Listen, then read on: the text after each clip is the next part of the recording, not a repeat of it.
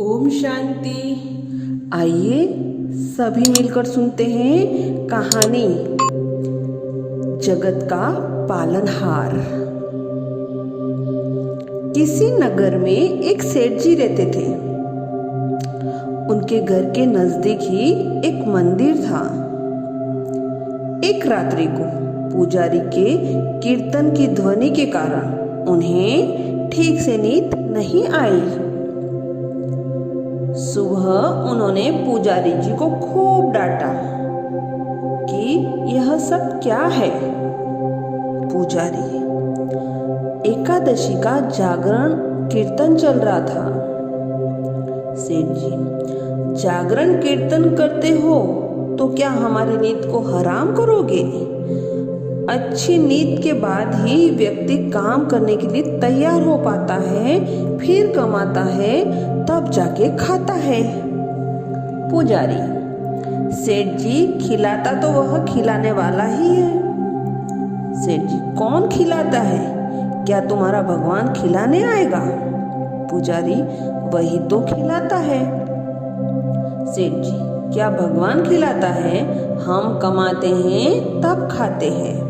पुजारी, निमित्त होता है तुम्हारा कमाना और पत्नी का रोटी बनाना, बाकी सब तो खिलाने वाला, सबका पालनहार तो वह जगन्नाथ ही है। सेठ जी, क्या पालनहार लगा रखा है?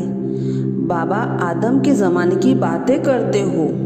क्या तुम्हारे पालने वाला एक एक को आकर खिलाता है क्या? हम कमाते हैं तब खाते हैं। पुजारी, सभी को वही खिलाता है। सेठ जी, हम नहीं खाते उसका दिया। पुजारी, नहीं खाओगे तो मार कर खिलाता है। सेठ, पुजारी जी, अगर तुम्हारा भगवान मुझे 24 घंटों में नहीं खिला पाया तो फिर तुम्हें अपना यह भजन कीर्तन सदा के लिए बंद करना होगा। पुजारी जी, मैं जानता हूँ कि तुम्हारी पहुँच बहुत ऊपर तक है, लेकिन उसके हाथ बड़े लंबे हैं। जब तक वह नहीं चाहता तब तक किसी का बाल भी बांका नहीं हो सकता। आजमा कर देख लेना।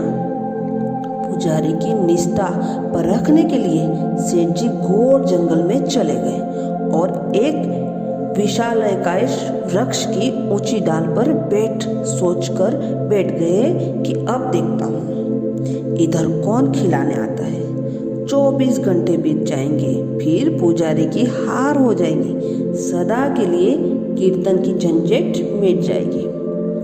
तभी एक अजनबी आदमी वहां आया। उसने उसी वृक्ष के नीचे आराम किया, फिर अपना सामान उठाकर चल दिया, लेकिन अपना एक थैला वहीं भूल गया,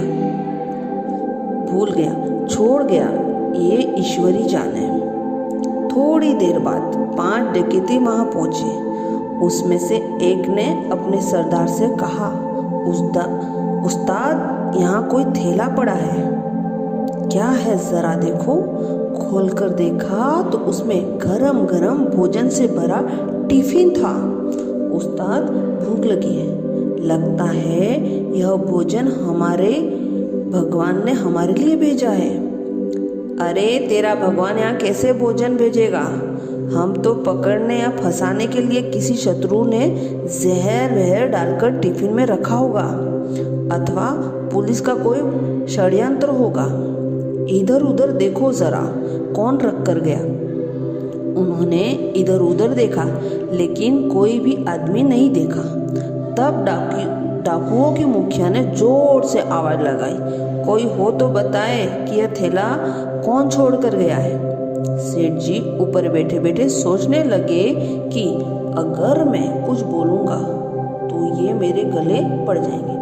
वे चुपचाप रहे, लेकिन जो सबके हृदय की धड़कन चलाता है, भक्त वत्सल है, वह अपने भक्त का वचन पूरा किए बिना शांत नहीं रह सकता। उसने उस डाकुओं को प्रेरित किया, उनके मन में प्रेरणा दी कि ऊपर भी देखो। उन्होंने ऊपर देखा तो वृक्ष की डाल पर एक आदमी बैठा हुआ था। देखा, डकैती चिल्लाए, अरे नीचे उतर। सेठ जी बोले, मैं नहीं उतरूंगा। डकैती, क्यों नहीं उतरेगा? यह भोजन तूने रखा होगा। सेठ जी, मैंने नहीं रखा, कोई यात्री अभी यहाँ आया था, वही इसे यहाँ भूलकर चला गया। डकैती, नीचे उतर, तूने ही रखा होगा जहर मिलाकर, और अब बचने के लिए बहाना बना रहा है। अब तुझे ही यह भोजन खाना पड़ेगा। सेठ जी, मैं नीचे नहीं उतरूंगा और खाना तो मैं कतई नहीं खाऊंगा। डकैती, पक्का तूने खाने में जहर मिलाया है, अब नीचे उतर और ये खाना तू ही खाएगा। सेठ जी, मैं नहीं खाऊंगा, नीचे भी नहीं उतरूंगा। अरे कैसे नहीं उतरेगा? सरदार ने एक आदमी को हुक्म दिया, उसको जबरदस्ती नीचे उतारो। डकैती ने सेठ को पकड़कर नीचे उतारा। डकैत, ले खाना खा। सेठ जी, नहीं खाऊंगा। उस्ताद के चटाक से एक मुंह पर एक तमाचा जड़ दिया। सेठ जी को पुजारी जी की बात याद आ गई, नहीं खाओगे तो मार कर खिलाएगा। सेठ फिर बोला, मैं नहीं खाऊंगा। डकैत, अरे कैसे नहीं खाओगे? इसकी नाक दबाओ और मुंह में डालो। डकैतों ने सेठ की नाक दबाई, मुंह में खुलवाया और जबरदस्ती खिलाने लगे। वे नहीं खा रहे थे, फिर भी डकैती उन्हें पीटने लगे। तब सेठ जी ने सोचा कि ये 5 है और मैं अकेला नहीं खाऊंगा तो ये मेरी हड्डी पसली एक कर देंगे, इसलिए चुपचाप खाने लगे और मन ही मन कहा, मान गए मेरे बाप, मार कर भी खिलाता है। डकैतों के रूप में आकर खिलाए, चाहे भक्तों के रूप में आकर खिलाए, लेकिन खिलाने वाला तो तू ही है। अपने पुजारी की बात सत्य साबित कर दिखाई। सेठ जी के मन में भक्ति की धारा फूट पड़ी। उनको मार पीट कर डकैती वहां से चले गए। तो सेठ जी भागे और पुजारी जी के पास आकर बोले, पुजारी जी मान गए आपकी बात की, नहीं खाए तो वह मार कर खिलाता है। कहानी का सार यह है, सत्य यही है कि परमात्मा ही जगत की व्यवस्था का कुशल संचालन करते हैं। अतः परमात्मा पर विश्वास ही नहीं बल्कि दृढ़ विश्वास होना चाहिए। अच्छा, ओम शांति।